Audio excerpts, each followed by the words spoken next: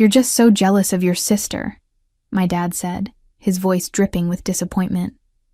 "That's what this is really about, isn't it?" I stood in my parents' living room in Louisville, Kentucky, gripping my phone so hard my knuckles turned white. My mom laughed from the couch, a sharp sound that cut through the tension like glass shattering. She looked at my dad and shook her head as if I were a child throwing a tantrum over not getting dessert. "I'm not going to the wedding," I repeated, keeping my voice steady despite the anger bubbling inside me. "I have my reasons." My dad crossed his arms over his chest, his face already starting to turn that familiar shade of red I'd seen throughout my childhood whenever I disappointed him. "Your reasons? What reasons could you possibly have? Your sister is getting married, Erica. Family shows up for each other. That's what family does. That's what matters." The irony of his words nearly made me laugh out loud, but I swallowed it down along with all the bitter responses fighting to escape. "My name is Erica. I'm 28 years old, and I work as an event coordinator for Brightfen Wealth, a mid-sized financial planning company here in Louisville. I've spent the last 6 years of my life building a career I'm genuinely proud of, organizing conferences and corporate retreats and celebration dinners that bring people together for the moments that matter most. I coordinate events where families celebrate milestones, where colleagues honor achievements, where people show up for the ones they care about. I know better than most people what it means to show up for someone. I know exactly what it costs when they don't show up for you. My sister's name is Brooke. She's 25 years old, works part-time at an upscale boutique downtown, and has always been the golden child in our family for as long as I can remember. Everything she touches seems to turn to magic in my parents' eyes. Every accomplishment is celebrated like she's won an Olympic gold medal. Every setback is cushioned with endless support and understanding. When she announced her engagement to Tyler 3 months ago, my parents acted like she'd been crowned royalty. They threw her an elaborate engagement party at their country club, helped her book the most expensive venue in Louisville, paid for her dress without blinking, and posted about it constantly on every social media platform they could access. Every single day brought a new photo, a new update, a new celebration of Brooke's perfect life and perfect wedding and perfect future. I smiled through all of it, liking the appropriate posts and leaving the appropriate comments, even though my chest felt tight every single time I saw another announcement celebrating her big day. But 8 months ago, I got married too. My wedding was smaller than Brooke's would be, more intimate, but it was meaningful to me in every possible way. I married Owen, a kind and steady man who works as an architect at a respected firm downtown. We'd been together for 4 years, building a life and a partnership that felt solid and real. And when he proposed to me on a quiet evening in our favorite park, I felt like the luckiest woman alive. I sent out invitations to my family 6 weeks in advance, giving them plenty of time to make whatever arrangements they needed. I called my parents personally to make sure they knew the date and time, to confirm they'd received their invitations, to answer any questions they might have had. I even offered to help with travel arrangements if they needed assistance, though they only lived 30 minutes away from the venue I'd chosen. Nobody came. Not my parents. Not my sister. Not my aunt or my uncle or my cousins or anyone else from my side of the family. On the day I married the man I loved more than anything, I stood at that altar with Owen's family, filling every single seat on his side of the aisle, and a haunting, devastating, humiliating emptiness on mine. My best friend Kelsey sat alone in the front row on my side, trying her absolute best to make it look less pathetic by spreading out her belongings and moving around between photos. But nothing could hide the truth. I smiled through the entire ceremony, held Owen's hands as we exchanged our vows, danced at the reception with all the joy I could muster, and pretended with every ounce of strength I possessed that my heart wasn't breaking into smaller and smaller pieces with every single glance at those empty chairs. Afterward, in the days and weeks that followed, my family acted like absolutely nothing had happened. My mom called me a week later to ask how I was doing, her tone casual and light and completely unchanged, like she hadn't just deliberately skipped the most important day of my entire life. When I finally worked up the courage to bring it up, carefully and gently because I was still trying not to rock the boat, she sighed heavily like I was being tiresome and said she'd been busy with a work project that couldn't be postponed. My dad claimed he'd had a critical work conflict he absolutely couldn't get out of. Something about a presentation that had supposedly been scheduled months in advance and couldn't possibly be rescheduled. Brooke never even acknowledged my wedding had happened at all. She just kept posting pictures of her own life, her own plans, her own perfect world, as if my wedding had simply never existed in the first place. I tried so hard to let it go. I told myself over and over that people make mistakes, that maybe they genuinely didn't realize how much their absence had hurt me, that perhaps there were legitimate reasons I didn't fully understand. But the pain lingered like a wound that wouldn't heal, a dull ache that never quite went away, no matter how much time passed. Every time I saw them at Sunday dinners or holiday gatherings, I felt the weight of those empty chairs pressing down on my chest, making it hard to breathe. Every single time Brooke mentioned her upcoming wedding or showed us another detail she'd planned, I had to physically bite my tongue to keep from screaming at all of them. Now, standing in their living room, as they called me jealous and selfish and dramatic, I realized something that made my stomach turn with a sick feeling. They genuinely didn't think they'd done anything wrong. In their minds, Brooke's wedding was a sacred, unmissable event that absolutely required my presence and my support and my enthusiasm. But mine had been optional at best. Disposable, forgettable, something they could skip without any real consequence or guilt. My mom stood up from the couch and walked over to me with slow, deliberate steps, her expression softening into something that might have looked like genuine concern to someone who didn't know her as well as I did. She reached out to touch my arm in what I'm sure she thought was a comforting gesture, but I stepped back before her hand could make contact. "Erica, sweetie, I know you're upset about something," she said in that patronizing tone I'd heard my entire life, the one that made me feel like a difficult child who needed to be managed. "But you really need to put whatever this is aside for now. This is Brooke's day. She's your little sister.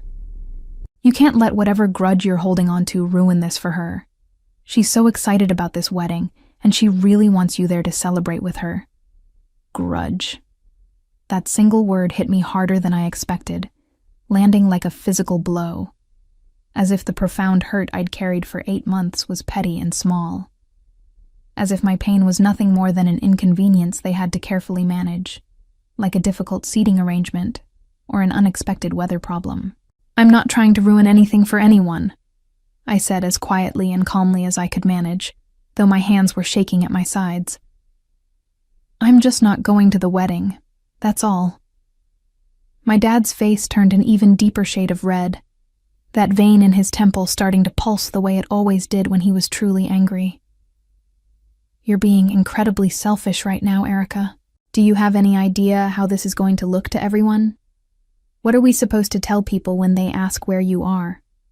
How are we supposed to explain that you couldn't be bothered to show up for your own sister's wedding?" "Tell them the truth," I said, my voice growing sharper despite my best efforts to stay calm. "Tell them I had other plans that I couldn't change." My mom's face twisted into something cold and hard, something ugly that she usually kept hidden beneath her polished exterior. "You're making this entire situation about you, just like you always do. Everything always has to be about Erica and her feelings and her problems. You can't just be happy for your sister for once in your life. You have to turn it into some kind of drama." I wanted to scream at the top of my lungs. I wanted to list every single time I'd shown up for them without question or complaint, every birthday party and holiday gathering and family dinner where I'd smiled and pretended everything was perfectly fine when it wasn't. I wanted to remind them of every recital and graduation and celebration where I'd been there with bells on, where I'd cheered and clapped and acted like the supportive daughter and sister they always claimed they wanted me to be. I wanted to throw their hypocrisy right back in their faces. But I didn't say any of that. I just looked at them, These people who were supposed to love me unconditionally, and felt a deep, aching sadness settle into my chest like a heavy stone. "I'm not going," I said one final time, my voice firm and clear. Then I turned on my heel and walked out of their house with my head held high, leaving them standing there in their living room in stunned, furious silence. The drive home felt longer than usual, like the distance between their house and mine had somehow stretched and expanded. My hands shook on the steering wheel as I replayed every word of the conversation in my head over and over again. Jealous, selfish, grudge, drama, making it about me. Their words echoed in my mind like a terrible song I couldn't stop hearing, each one a small knife twisting deeper into wounds that had never properly healed. When I finally pulled into my driveway and walked through my front door, Owen was in the kitchen making dinner. The smell of garlic and herbs and something wonderful filled our small apartment, and I could hear him humming along to the music playing softly from his phone speaker. He looked up the moment I walked in, and his face immediately softened with concern when he saw my expression. "How did it go?" he asked gently, setting down the wooden spoon he'd been using to stir something on the stove. I shook my head slowly, unable to find the right words at first. "About as well as I expected it to go, honestly." He wiped his hands carefully on a kitchen towel and walked over to me, pulling me into a warm, solid hug without saying another word. I let myself sink completely into his warmth and his steady presence, so grateful for this man who had never once made me feel like my feelings were too much or unreasonable. "They don't get it," I whispered against his chest, my voice muffled by his shirt. "They really truly don't see what they did to me. They don't understand why I'm hurt." "I know," he said softly, one hand rubbing slow, comforting circles on my back. "But you don't owe them anything, Erica. You don't have to go to this wedding if you don't want to. You don't have to pretend everything is fine when it's not." I pulled back slightly so I could look up at his face. "They called me jealous of Brooke. They said I'm trying to ruin her special day on purpose. My mom said I always make everything about myself." His jaw tightened visibly, and I saw genuine anger flash in his eyes. "They actually said that to you?" I nodded miserably, and he shook his head in complete disbelief at their audacity. "You're literally the least jealous person I know," he said firmly, his voice full of conviction. "You've been nothing but supportive of Brooke through this entire engagement, even after everything she did to you, even after they all treated you like you didn't matter." He was absolutely right about that. I had been supportive through every step of Brooke's engagement. I'd liked all her engagement photos on social media, carefully crafting enthusiastic comments that sounded genuine and sisterly. I'd sent her a congratulatory text message when she first announced the wedding date, even though typing out those words made me feel physically sick.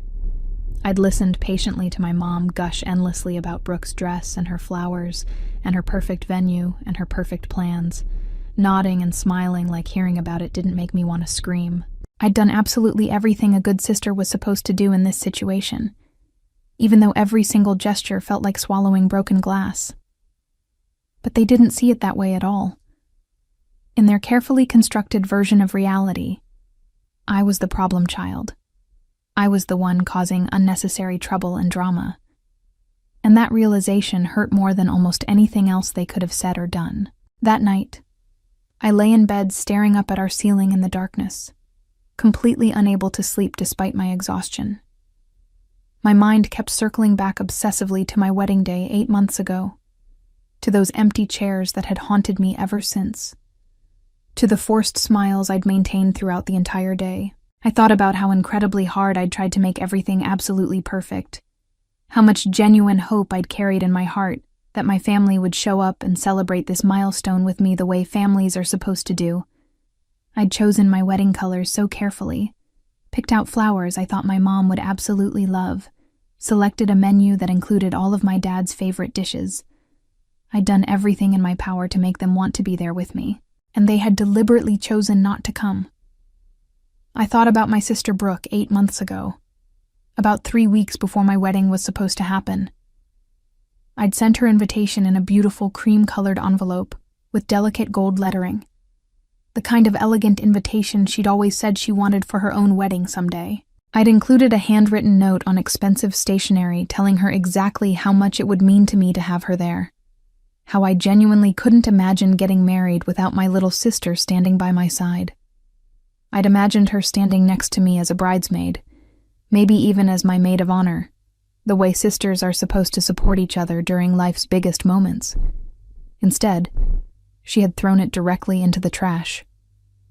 I knew this because I'd seen it happen with my own eyes. Not in person, obviously, but on the security footage from my parents' house that I still had access to.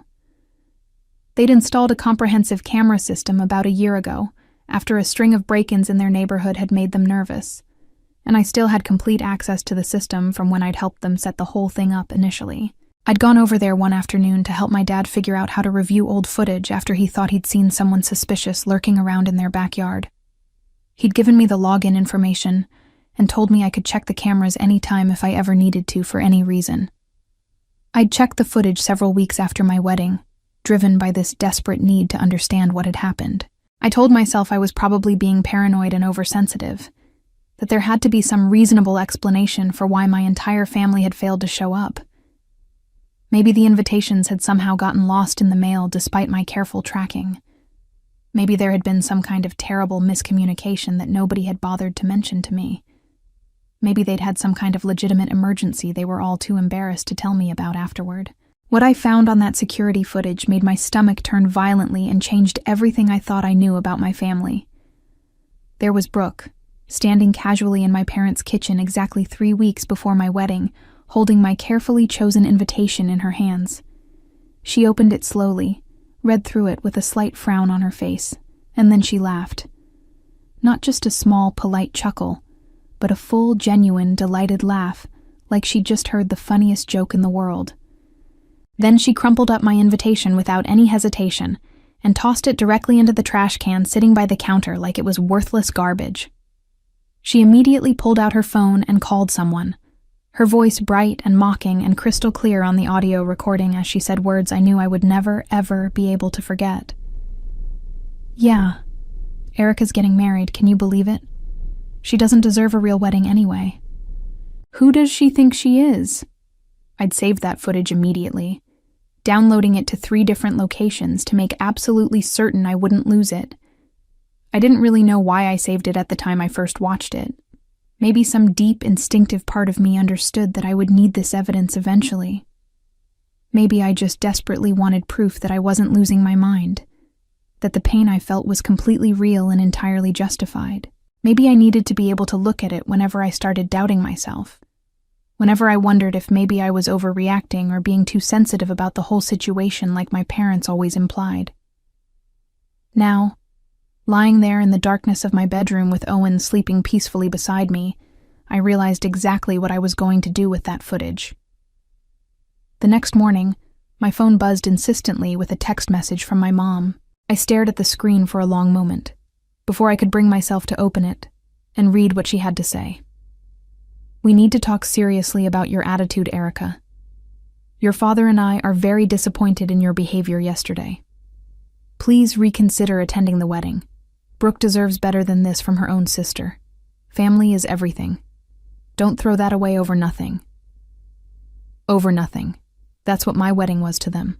My marriage, my happiness, my pain, all of it added up to absolutely nothing in their eyes. I stared at that message for what felt like hours, my thumb hovering uncertainly over the keyboard as I tried to decide how to respond. Part of me desperately wanted to type out everything I was feeling in painful detail, to tell her exactly why I wasn't going to that wedding, and force her to understand the true depth of what they'd all done to me. I wanted to send her screenshots of my wedding photos showing those devastatingly empty chairs on my side. I wanted to ask her directly how she would have felt if I'd skipped her own wedding all those years ago. I wanted to make her feel even just a tiny fraction of the pain I'd been carrying around like a weight for 8 solid months. But I knew with absolute certainty that it wouldn't matter at all. They'd already decided I was the villain in their version of this story. No amount of explanation or evidence or emotional honesty would ever change their minds about that fundamental fact. Instead of pouring out my heart, I typed a simple, clear reply. I'm not coming to the wedding, but I'll send something special for the reception. My mom's response came back almost immediately. What does that mean? I didn't answer her question. I just set my phone down on the kitchen counter and opened my laptop with steady hands, pulling up that saved security footage I'd been keeping for exactly this moment. I watched it one more time, my sister's cruel, delighted laughter filling the quiet morning air in my apartment. Then I opened my video editing software and got to work with careful precision. I didn't need anything fancy or complicated, just a simple, clear clip that would be absolutely undeniable to anyone who watched it. I trimmed the footage carefully to start right at the moment when Brooke picked up my invitation and to end right after she threw it away and made that mocking phone call to her friend. The entire clip was less than 2 minutes long, but it was completely devastating in its crystal clarity. There was no room for misinterpretation or excuses. I added a simple title screen at the very beginning with plain white text on a black background that said, "To my family, with love." Then I exported the file in the highest quality possible and saved it with the most neutral name I could think of, my message. When I was finally done, I sat back in my chair and just stared at the screen for a long time. My heart was pounding so hard in my chest I could hear it in my ears, this wild mix of genuine fear and pure exhilaration coursing through my entire body. This was it. This was the exact moment I stopped passively swallowing my pain and started actively demanding that they see it, that they acknowledge it, that they face what they'd done. I attached the video file to an email and carefully typed in my parents' email address. In the subject line, I wrote simply, "For the reception." In the body of the email, I decided to keep it short and direct. I won't be attending Brooke's wedding, but I wanted to send this video message to be played during the reception. Please make sure it gets shown to everyone. It's important to me that the truth finally comes out. Then I took a deep breath and hit send before I could second-guess myself. The days leading up to Brooke's wedding were incredibly strange and unsettling. My phone stayed mostly quiet, which was highly unusual for my typically overbearing family. Normally, my mom would have been calling me every other hour at minimum, trying relentlessly to guilt me into changing my mind or persuade me to see things from their skewed perspective. But after I sent that email with the video attached, there was absolutely nothing from any of them. Just eerie, uncomfortable silence. I kept telling myself it was probably for the best. Maybe they were finally actually respecting my clearly stated decision for once in their lives. Maybe they'd decided to focus entirely on Brooke's big day instead of continuing to drag me into more exhausting drama. But deep down in my gut, I knew the real truth. They were furious with me. They thought I was being difficult and stubborn and unreasonable, and they were deliberately choosing to shut me out completely, rather than deal with my feelings in any meaningful way. That's what they'd always done throughout my entire life, whenever I didn't fall perfectly in line with their expectations. Owen noticed the shift in my mood almost immediately. He found me one evening sitting alone on the couch, staring blankly at the television even though I couldn't have told anyone what was actually playing on the screen. "You okay?" he asked gently, sitting down beside me and taking my hand in his. I nodded automatically, but I could tell from his expression that he didn't believe me for even a second. Owen had always been able to read me better than anyone else in my entire life. "You can still change your mind about all of this," he said carefully. "If you want to go to the wedding after all, we can absolutely go together. I'll be right there with you the whole time, I promise." I shook my head firmly and decisively. "I don't want to go. I really don't.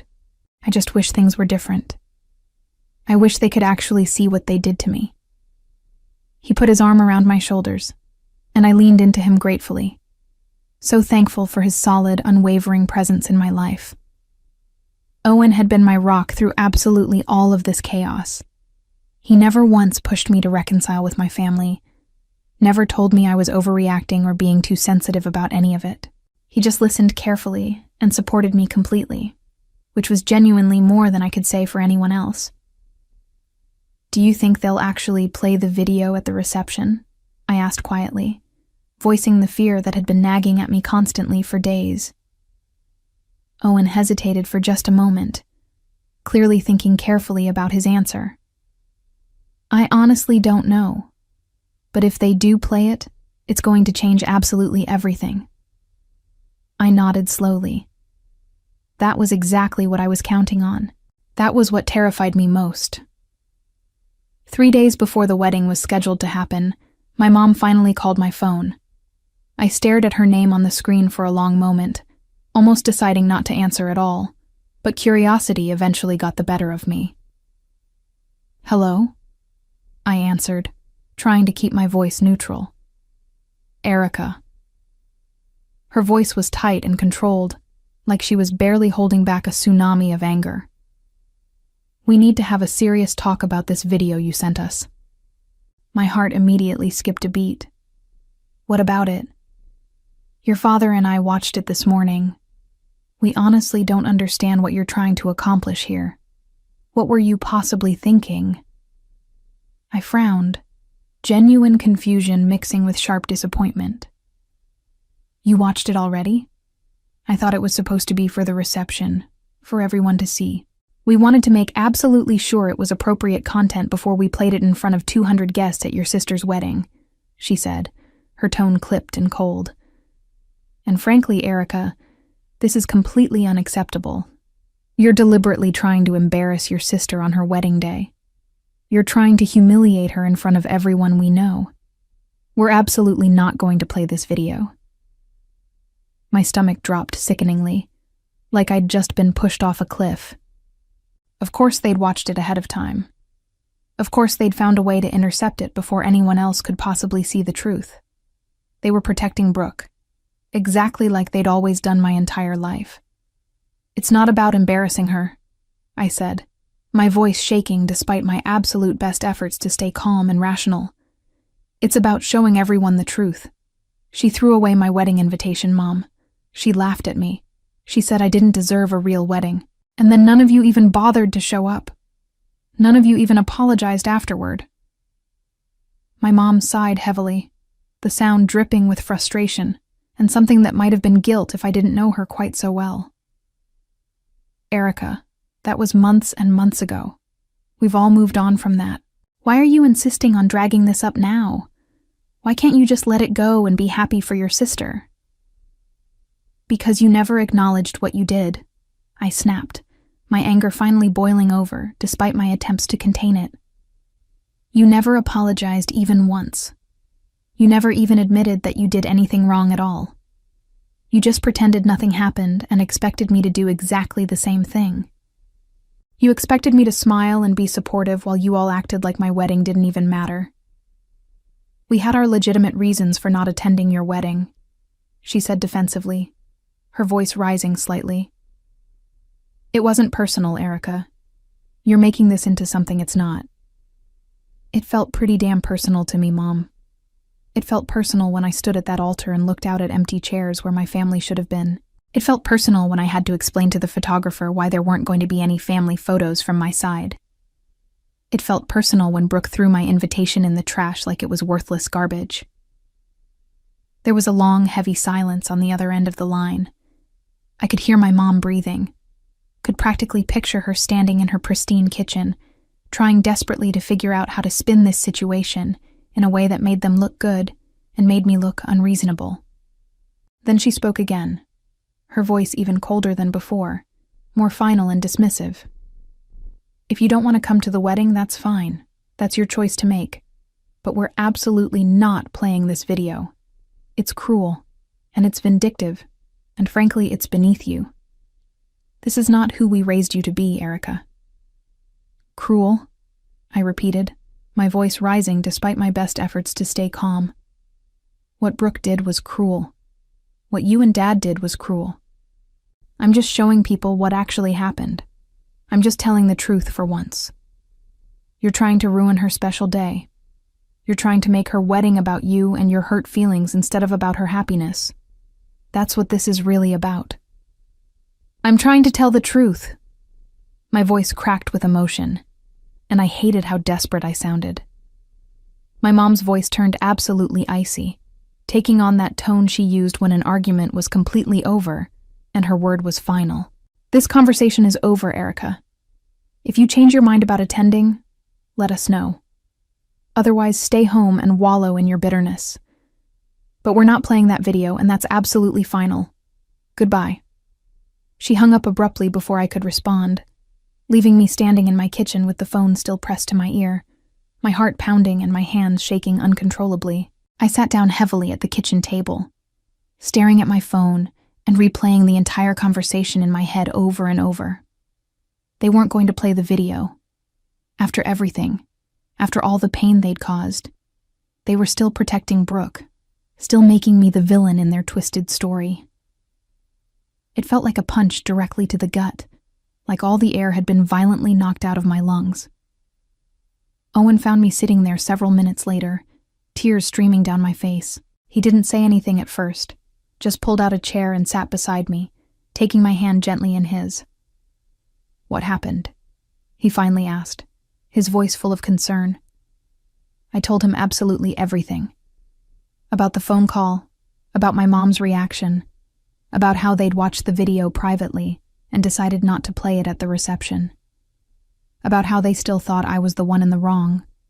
How they'd somehow managed to turn my pain into a character flaw. He listened carefully, his expression darkening with each word I spoke. When I finally finished, he was quiet for a moment, his jaw tight with barely controlled anger. "They can't just bury this," he said finally, his voice firm and determined. "They don't get to decide what's true and what's not. They don't get to protect Brooke from the consequences of what she did." "But they did," I said bitterly, wiping at my eyes. "They watched it, and they still chose her over me. They always choose her." Owen was quiet for another moment, clearly thinking hard about something.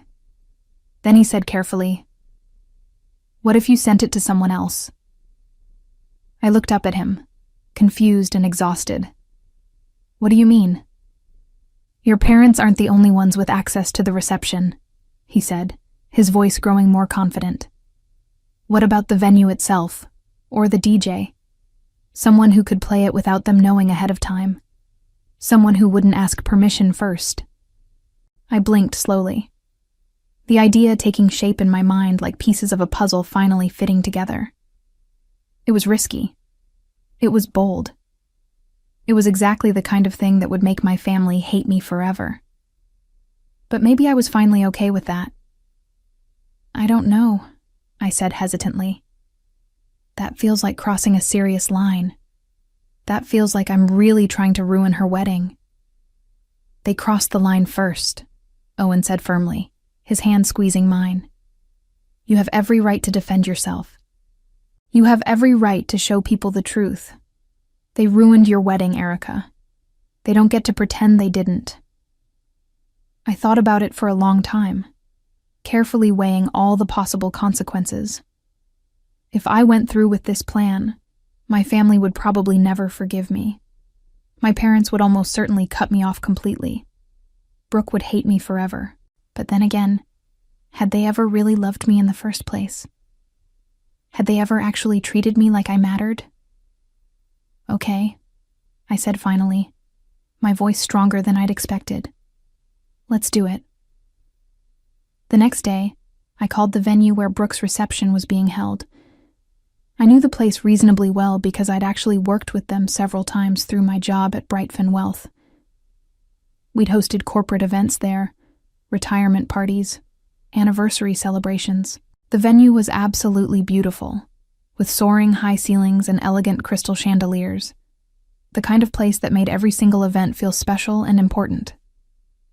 I'd worked directly with their events coordinator, a woman named Jenna, on multiple occasions over the years.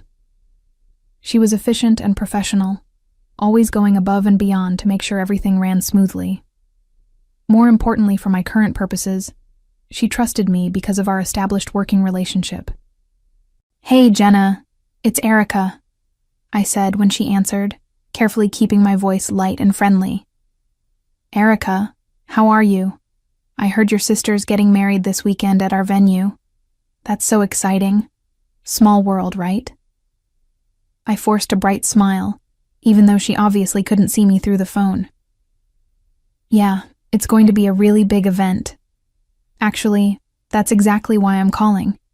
I wanted to send over a special video message to be played during the reception.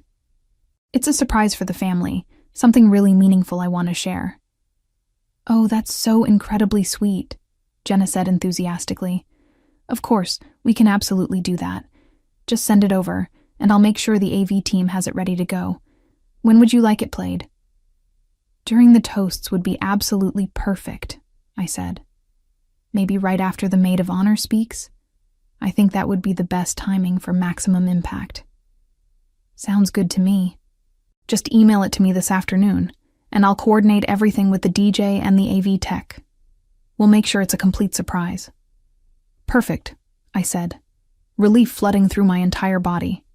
And Jenna, this is really important to me. My parents don't know about it, so if they happen to ask, can you just say it's a surprise video message from me? Don't tell them what's actually in it. Absolutely, she said warmly. I love a good surprise. It's so thoughtful of you to do this, even though you can't be there in person. Thank you so much. I really appreciate it. No problem at all. And hey, it was great hearing from you. We should grab coffee sometime soon and catch up properly. Definitely, I said, even though I knew with certainty that I'd probably never talk to her again after this weekend. After the video played, my reputation in Louisville's event planning circles might be completely destroyed, but I was past caring about that. When I hung up, I sat back in my chair and took a deep, steadying breath. This was really it. There was absolutely no turning back now. I just set in motion something that would change my family forever, something that couldn't be undone. I sent the video to Jenna that afternoon, with a carefully worded email explaining that it was a personal message for my sister's wedding reception, to be played during the toasts as a special surprise. I emphasized again that my family didn't know about it, and that I wanted it to be a meaningful moment. Jenna responded within an hour with a cheerful confirmation, completely unaware of what she was about to unleash on that reception. That night, I couldn't sleep at all. I kept imagining the moment the video would play, the screen lighting up with footage of Brooke throwing away my invitation like trash. I pictured my parents' faces draining of all color, Brooke's expression shifting from pure joy to absolute horror, the confused murmurs rippling through the crowd of 200 guests. Part of me felt genuinely guilty for what I was about to do. Part of me felt terrified of the inevitable consequences. But a much bigger part of me felt something I hadn't felt in a very long time. Real, genuine power. For 8 months, I'd been completely powerless. I'd been the victim of their cruelty, the forgotten daughter, the sister whose feelings didn't matter even a little bit. I'd been the afterthought in their perfect family narrative, the one they could ignore without any real consequence. But now, finally, I was taking control. I was forcing them to see what they'd done, whether they wanted to or not. Owen found me sitting on the edge of our bed at 2 a.m, staring at the wall, my mind racing with thoughts I couldn't quiet or control. "Can't sleep?" he asked gently, sitting down beside me and putting his arm around my shoulders. I shook my head. I keep thinking about what's going to happen. I keep imagining their faces when they see it. Are you having second thoughts about this? I thought about it for a long moment, really considered backing out completely. I could call Jenna first thing in the morning, tell her there'd been a terrible mistake, ask her to delete the video before anyone saw it. I could show up at the wedding and pretend everything was perfectly fine, smile through the ceremony and the reception like the good daughter and sister they wanted me to be. But then I thought about my wedding day. I thought about those empty chairs and the pitying looks from Owen's family. I thought about Brooke's cruel laughter as she threw my invitation away, her casual cruelty as she told someone I didn't deserve happiness. I thought about my parents' complete dismissal of my pain, their absolute refusal to even acknowledge what they'd done. I shook my head again, more firmly this time. No, I need to do this. I need them to see. He took my hand and squeezed it gently. Then we'll get through it together. No matter what happens, no matter how bad the fallout gets, I'm here. You're not alone in this. I looked at him. This man who had stood by me through absolutely everything, who had held me when I cried about my family's absence at our wedding, who had never once made me feel like my pain was an overreaction.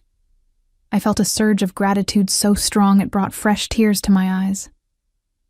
"Thank you," I whispered. "Thank you for believing me." "Always," he said, kissing my forehead tenderly. "Now try to get some sleep. Saturday's going to be a very long day." But sleep didn't come at all. I lay awake until the sun started to rise, my mind spinning with anticipation and dread. The morning of the wedding, I woke up with a strange sense of calm settling over me.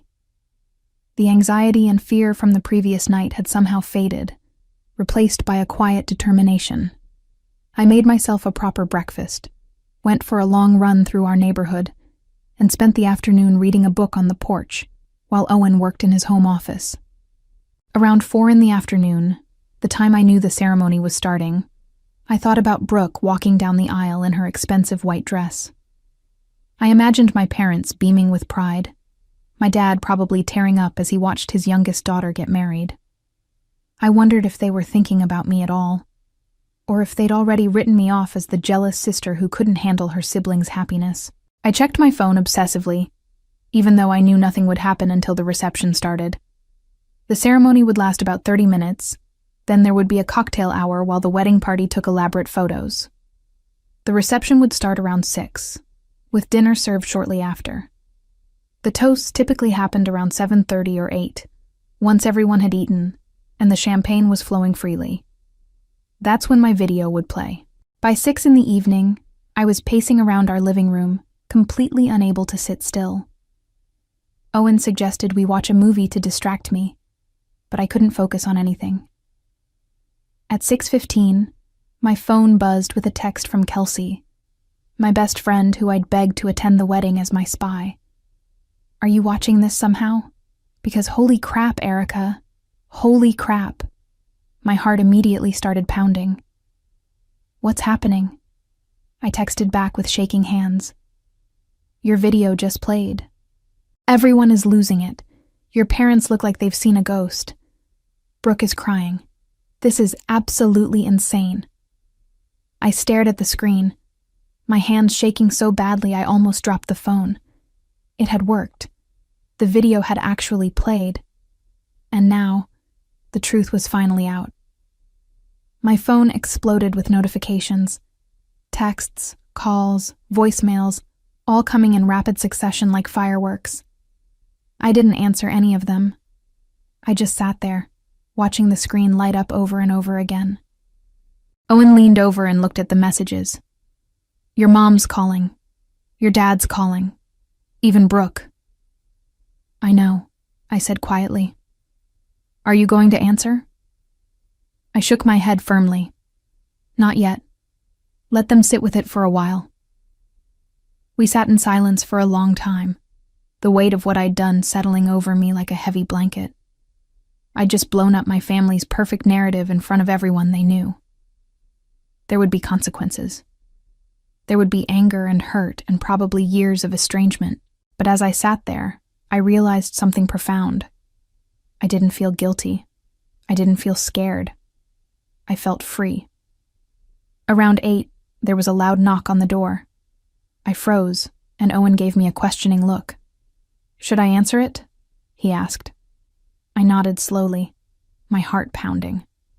He walked to the door and looked through the peephole, then turned back to me with a grim expression. "It's your dad." I took a deep breath and stood up. "Let him in." Owen opened the door, and my dad stood there, his face red and twisted with rage. "What the hell were you thinking?" he shouted immediately. "Do you have any idea what you just did?" I crossed my arms, forcing myself to stay calm. I told the truth. "You humiliated your sister. You ruined her wedding." "No," I said firmly. "Brooke ruined my wedding. I just made sure everyone knew about it. My dad's hands clenched into fists. That video was 8 months old.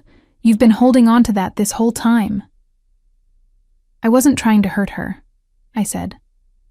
I was trying to show you what she did to me. We didn't do anything to you, he yelled. So we missed your wedding. So what?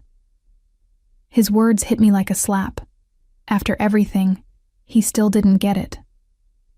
Get out, I said quietly. He blinked. What? Get out of my house. If you can't see why what you did was wrong, then I don't want you here. His face turned even redder. You're going to regret this, Erica. You're going to lose your whole family. Maybe, I said steadily, but at least I'll have my dignity. He stared at me, then stormed out, slamming the door. I stood there trembling as Owen wrapped his arms around me. You okay? He asked softly. I nodded. I think so. Over the next few days, the fallout continued. My mom sent a long, angry email accusing me of being vindictive and cruel.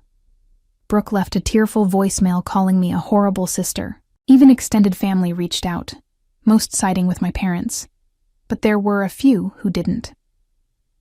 My cousin Fiona called to say she understood why I'd done it. Kelsey stopped by with wine, letting me vent. Owen's family reached out to remind me I was loved. The thing that surprised me most was the number of people at the reception who reached out privately to say they'd had no idea what my family had done. Some apologized for not being at my wedding. Others said they'd lost respect for my parents. It wasn't universal condemnation. It was complicated. Some understood. Some didn't. But at least now, they all knew the truth. 2 weeks after the wedding, I got a text from Brooke. Can we talk? I stared at it for a long time. Part of me wanted to ignore her, but curiosity won. I texted back. Fine. Coffee tomorrow at 10 a.m. The next morning I sat in a small cafe waiting. When Brooke walked in, she looked different, smaller. Her eyes were red, no makeup. She sat across from me without speaking. Why did you do it? She finally asked. Because you never apologized, I said simply. You threw away my invitation and mocked me. Tears filled her eyes. I know, I was awful. I was jealous. I blinked. Jealous? Of what? Of you, she said. You've always had your life together. When you got engaged, it felt like you were leaving me behind. Part of me wanted sympathy. But I was still angry. That doesn't excuse what you did, I said. I know, she said. I'm not making excuses. I just wanted you to know I'm sorry. I looked at her and felt something shift. Not forgiveness yet, but understanding. Thank you, I said. I appreciate that. We sat in silence. Then Brooke stood. I hope one day we can be close again, she said. Maybe, I said. But it's going to take time. She nodded and left. My parents never apologized. They doubled down, insisting I'd overreacted. They stopped inviting me to gatherings, stopped calling, stopped acknowledging me. It hurt, but not as much as I thought it would. I'd spent so long trying to earn their approval. Now I realized I didn't need it. I had Owen, Kelsey, a life I was proud of, and that was enough. Brooke's marriage didn't last. They separated less than a year later. I heard the video had caused a rift Tyler couldn't get past. Part of me felt bad, but another part thought it was fitting. Actions have consequences. As for me, I threw myself into work, earning a promotion to senior event coordinator at Brightfen Wealth. Owen and I started talking about buying a house, maybe starting a family. Life moved forward, and I felt lighter than I had in years. One evening, about a year after the wedding, I was cleaning out my email and found the original video file. I stared at it, remembering the anger and hurt that had driven me to create it. Owen found me at the computer. What are you looking at? He asked. The video, I said quietly. He looked at the screen, then at me. Do you regret it? I thought for a moment, then shook my head. No, but I'm ready to move on. He smiled and kissed my forehead. Then move on. I deleted the file. It was time to focus on the future, on the people who actually cared. A few months later, I got a letter from my mom. Dear Erica, it began. Your father and I have been thinking. We realize we didn't handle things well after your wedding. We should have been there, and we're sorry. We hope one day we can rebuild. Love, Mom. I read it 3 times. It wasn't the apology I'd wanted. It was vague, non-committal, but it was something. I showed Owen. What are you going to do? I don't know yet, I said honestly. He nodded. Take your time. Whatever you decide, I support you. I put the letter in a drawer, not ready to respond, but not ready to throw it away. 2 years after the video, my family had fractured permanently. My parents rarely spoke to me. Brooke had moved away after her divorce, starting over. I heard she was doing better. I was happy for her, even if we weren't close. As for me, I'd found peace. Owen and I bought a house with a big backyard. We talked about kids, about our future. For the first time in a long time, I felt truly happy. Looking back, I realized the video wasn't just about revenge. It was about reclaiming my voice, refusing to let my pain be dismissed. My family had tried to erase what they'd done, but I'd refused to let that happen. I'd forced them to see the truth, even if it meant burning bridges. 3 years later, I finally responded to my mother's letter. I acknowledged their apology, but was clear about what I needed. I explained I couldn't have a relationship if they continued dismissing my pain. If we were going to rebuild, it had to be on honesty and respect. 2 weeks later, my mom called. Erica, she said softly, I got your letter. You're right. We need to take responsibility. I was shocked. Really? Really, she said. We've been in therapy. We see now that we treated you unfairly. We talked for an hour. She asked about my life. She told me about therapy, how hard it had been. She admitted the video had forced them to confront things they'd avoided. I was so angry at you, she said. But I realized you did it because we weren't listening. I didn't want to hurt Brooke, I said. I just wanted you to understand. I know that now, she said. Over the following months, we slowly rebuilt our relationship. My dad apologized. My mom admitted she'd been afraid to acknowledge their favoritism. It was painful work, but healing. Brooke and I remained distant. Maybe someday we'd reconcile. But for now, distance felt healthiest. Now, 5 years after the video, I stood in our backyard watching Owen play with our dog Charlie. We'd been talking about kids. What if I'm not a good mother? I'd asked. You won't repeat their mistakes, Owen said. You know what they look like. As I watched the evening light, I thought about everything. The pain of being overlooked, the empty chairs, the courage to send that video, the healing. My parents had lost years with me, damaged their reputation, faced who they'd been. Brooke's marriage had ended partly because of her cruelty. They'd all paid a price. But more importantly, I thought about my journey. How I'd gone from desperately seeking approval to knowing my worth. How I'd built a life filled with genuine love. The revenge wasn't about destroying my family. It was about forcing them to see truth. And I'd freed myself from needing their validation. Looking back, the video had been a turning point. It cost me relationships, caused pain, but it gave me something invaluable. The power to tell my truth, to refuse silence, to demand acknowledgement. If I had to do it again, I would still send that video. Because some truths need telling, even when ugly. Because sometimes you have to burn down the old to build something better. because choosing yourself, even when it means losing others, is the most important choice. As I stood in my backyard, in the life I'd built, I felt something I hadn't in years. Peace. Not forced peace, but real peace from living authentically, from being surrounded by people who truly love you, from knowing you have strength to stand up for yourself. And that, I realized, was the best revenge of all.